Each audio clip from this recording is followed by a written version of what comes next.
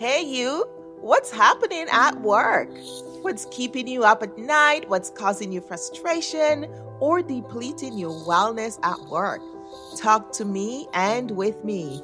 This is Joyce Odidison, your host with the What's Happening at Work show, where we create solutions to work, live, and play well. Join me now for next episode. Hello, and welcome. I'm so glad that you're joining me for Wellness Competency series. And today I want to talk about engagement. Engagement is number 4 in our Wellness Competency series, and it is such an important topic. Studies show us that over 80% of employees are saying that they are very disengaged with their work. They don't feel that sense of commitment to work. They're not satisfied with their work. They don't feel that work is suiting them. And I want to start off by talking about engagement. One of the reasons why engagement is such an important competency for wellness in our society is because we have lost the capacity to engage. We have become the society of instant gratification. We consume tidbits on social media. We don't read books anymore. We want excerpts of the book. We don't want to spend time with anything anymore. We want the bite-sized version. We are not programmed in this era to commit to anything. And I wonder why here we are in 2020 and we have the coronavirus that forces us to go back and spend time with ourselves, with our family members, in our home. Most of us have already lost the commitment with our home. It's just a place where we come by to sleep for the few hours that we sleep. We're not even committed to sleeping a full 7 hours. It's like, oh, let me get as little as possible. We have lost our capacity to engage as a society as we become more prone to social media, as we become more set for that instant gratification, where we are looking for the quick fixes, the latest fads, the latest trends in societies, the hot topics, what's trending is what gets our attention. Yesterday news is stale news. So we're not socialized to engage anymore. So really, when you think about it, what is engagement?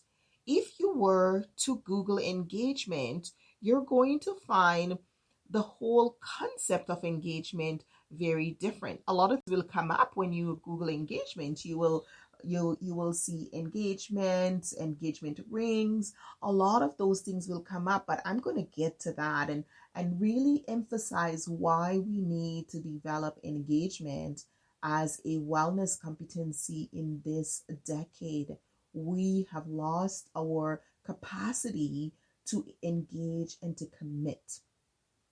So engagement is really something we do where we have a fixed time.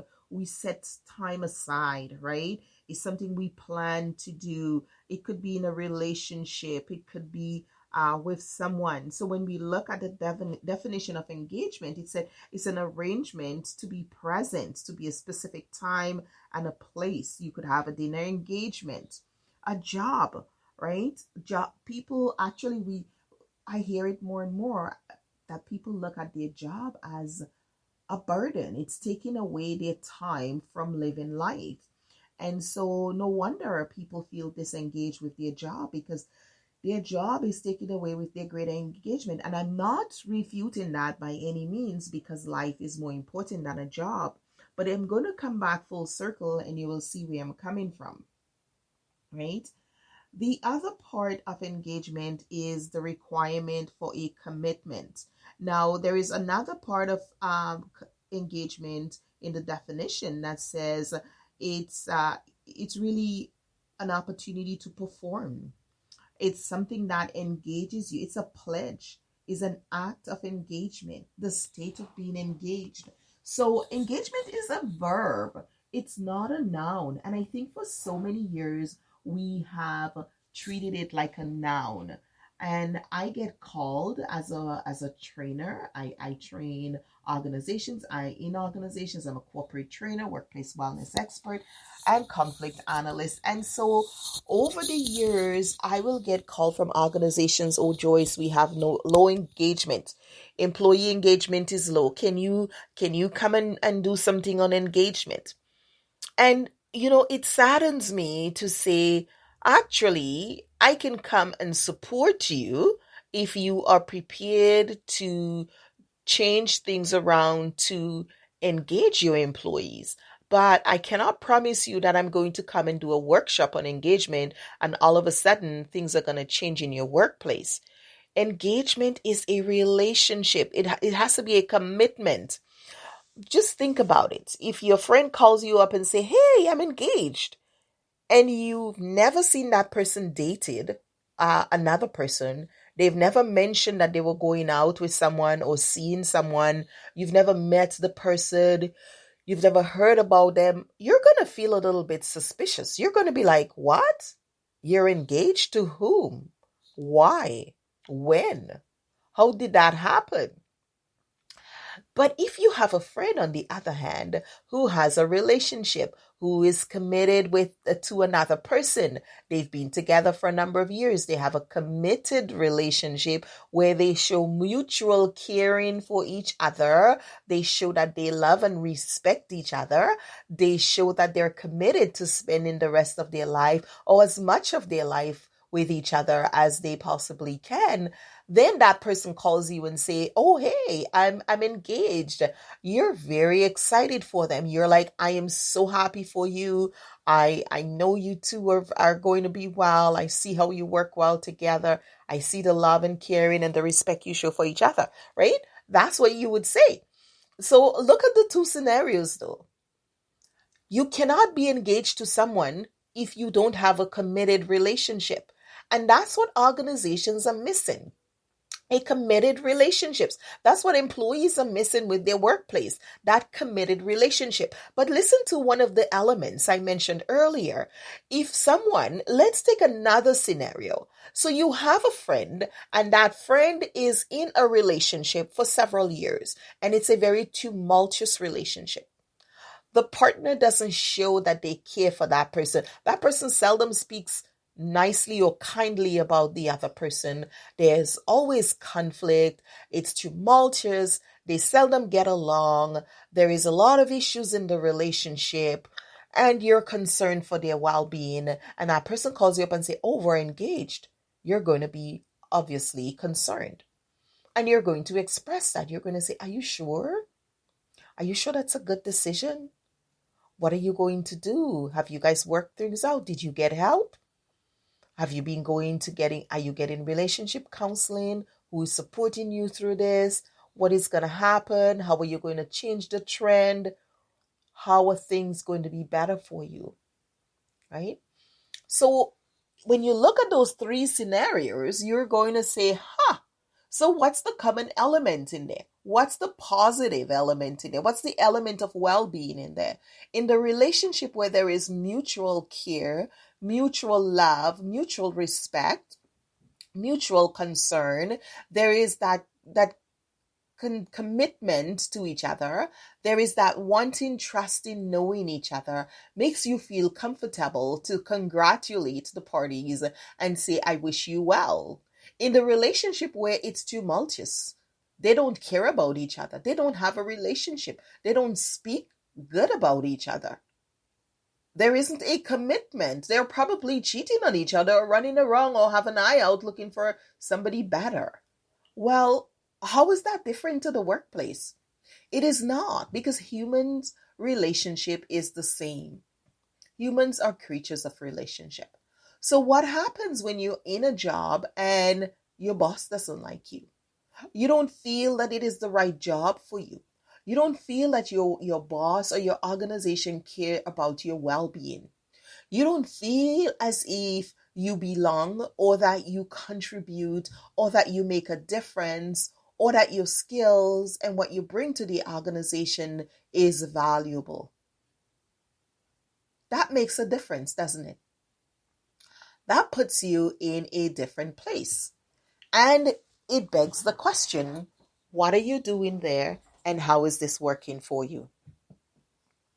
And so when the organization calls and say, we have a commitment issue, we have an engagement issue, the reality is this is not something new. This is something that's been ongoing. This is something that they haven't worked through. And the solution is not a workshop. The solution is not a workshop. The solution is a transformation.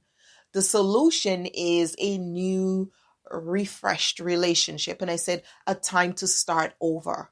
And this is where your leaders need to step up and do what I call relational well-being, become relational well-being leaders. This is where your leaders need to say, okay, we have a disconnect here. Okay, we have a relationship issue here. What are our organizational values? What do we believe in? What do our employees care about? How do their personal values align with the corporate values? How are they making a difference? How do they contribute to the organization goals and bottom line? How do I make that relevant for them? What kind of conversations should we be having with our employees about how they matter and how they show up and how we value them and what they do and how the difference it makes to our bottom line? You see, the difference in an organization where employees matter is that employees are being told frequently that they are valuable, not just with words, but with action. They can read it. They can see it. It is demonstrated in the actions of the leadership. It is built into the system of the organization. There are frequent open conversations about their well-being. They know they matter. They're being told that they matter and that they're valuable and their input is valuable. It's not something that they're imagining or wondering or concerned about, because it is built into their dialogue. It's built into the relationship. It is something that they can see and know and feel that I'm important. What I do is valuable. My contribution makes a difference. And that is what keeps them committed to the organizations. This is where engagement comes. In order for your employees to be committed and engaged with the organization, they need to know that the organization care about them. What's the benefits they get? What are the feel good pieces that they get from the organization? Who tells them that they're valuable? What kind of conversations do you have? One of the things that we encourage is the wellness conversation. And so whether you're an individual leader looking to enhance engagement in your workplace, you have to realize, though, that having a job, having a career, working is essential for your employees' well-being. But if they're working in an environment where they're disconnected, where they feel devalued, where they feel that they don't matter, that actually detracts from their well-being. So it's essential for you as a boss to connect with them, connect them to the business of the organization, connect them to the activities of the organization, invite them to dialogue, ask questions, ask their opinion, give them an opportunity to participate in decisions, to give feedback, listen to them. This is how engagement works. You wouldn't engage somebody and commit to marrying them if they didn't listen to you, didn't ask how you feel, didn't spend time with you, didn't show you that they care, didn't demonstrate that you are one of the most important things in their life. So why would your employees wake up every day and come out to your organization and work with you when you don't do the same. The reality is an employee's relationship and their level of engagement is a direct reflection of the relationship they have with their boss. So you as a leader, if your employees are not engaged, you are responsible.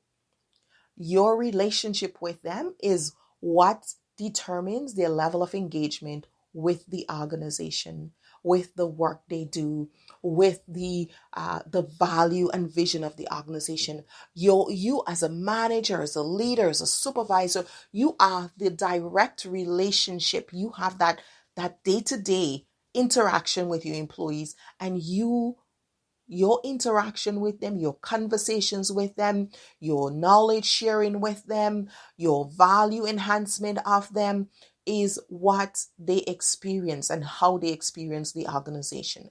So if your organization is one of the organizations that done a research or survey or study, and you're coming back low engagement, you need to go back as a leader and ask yourself, where did I drop the ball? Do my employees know what they do, how they're valued, what impact they're having? And do they feel that I care about them physically? Because if you show you care, they're going to believe that the organization care. So as an organization, you need to ensure that your leaders are relational well-being leaders. They know how to have good relationships. Because if your employees don't feel engaged and committed to your organization, it means that they don't feel engaged and committed to the leader. And you have a leadership problem, not an employee engagement problem. I am tired of the calls about employee engagement. You don't have an employee engagement issue. You have a leadership relational issue. Get your leaders to learn to have good relations with the employees, and you will see your employee engagement issue deteriorate. So that's my answer to your employee engagement problem. When you call me, that is what I'm going to tell you. Are you prepared to invest in your leaders so they will learn how to have good relations with their employees, with their teams? Because that's the only way you're going to get employee engagement. They work for your leaders. They work for the leaders. People are relational. They will love your organization based on the love and caring that your leaders show them. And that is shown by relational. And I'm not talking about that they have to give them hugs and kisses every day. That is not what I'm saying. But they demonstrate you're valuable. We care about you in the way they talk to them, in the way they listen, empathic listening, responsible communication. These are the things we teach in our relational well-being leader program. And I am so tired of the opposite, where it becomes an employee problem rather than a leadership deficiency in the organization. Turn things around and embrace that opportunity to provide the development that your leaders need, and you will see a vast change in your employee engagement issues. When people are not engaged, they have one eye out looking for the next opportunity. If you are in an abusive relationship, you're definitely going to be more susceptible to a new relationship or something better. If you're happy and contented, you're not out there looking for something else, right? You overlook what else is out there because you're contented with what you have. You're feeling valued, you're feeling respected, you're feeling that what you do matter. Employees have changed. The 20 years ago, the needs are different than it is now. People need to feel that they are making a contribution, that they're having an impact. Meaning and purpose is more important for employees today, and that's critically important and very necessary part of employment. People are not just coming for a paycheck anymore. They're coming because they want to have an impact. And that's what we're doing. So when we look at what's happening right now in this time of the world, where more employees are now working remotely, and leaders are nervous. What are we going to do? Employees are working remotely. I can't spy on them and see what they're doing. Well, if you have good relationships with them, you are not going to worry about that. I was speaking with an employee today and said, my leader said they're going to keep us at home because, they don't want to ruin a good thing. We're doing good because there is engagement. There is those conversations. They know they matter. They know they have impact. They know what they do is valuable. And that's what we need to see more of, where you don't have to worry that you can't see your employees and you can supervise them and you can make sure that that they're committed and they know what they do have is valuable and they have an impact, and so they're going to take the initiative to get their work done because they know it's important. They know they have impact. There is going to be internal motivation built into the process, and they don't need you to prod them with a stick to keep moving because they're just doing something that's meaningless. So that's one of the pieces, and that's why it's so important, and why I believe engagement is a wellness competency and something that we should learn to do in the workplace. Leaders should learn how to engage their employees in dynamic conversations. They should be fostering that relationship among employees, among co-workers, so that they can be engaged and committed to each other, to the team, and to the team effort. It's part of the system, and you can build it in and systematically work it so that your employees, your organization can see a higher level of engagement, and you have fewer of those concerns about disengagement at work, and we start seeing those statistics lowered with the opposite.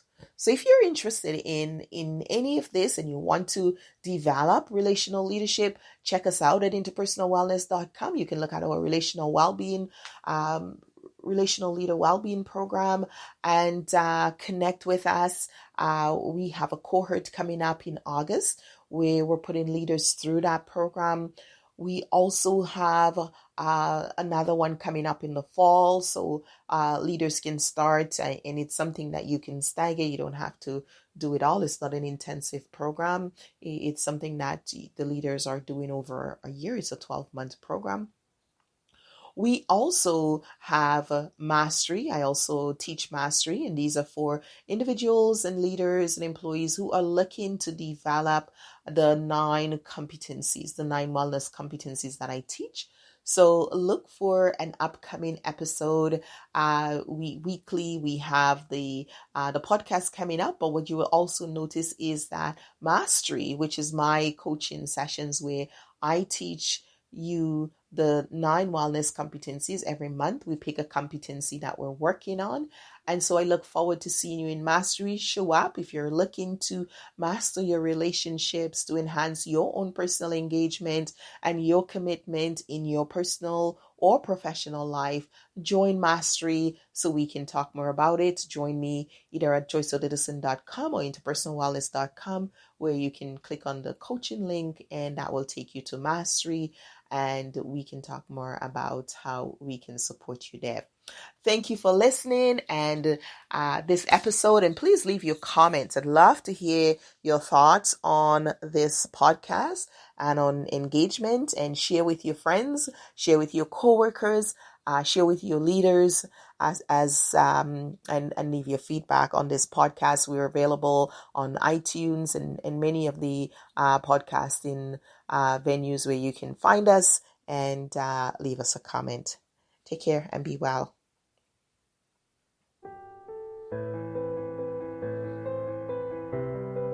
You've been listening to What's Happening at Work. This is Joyce Odidison, your host, and I want to thank you for being with us.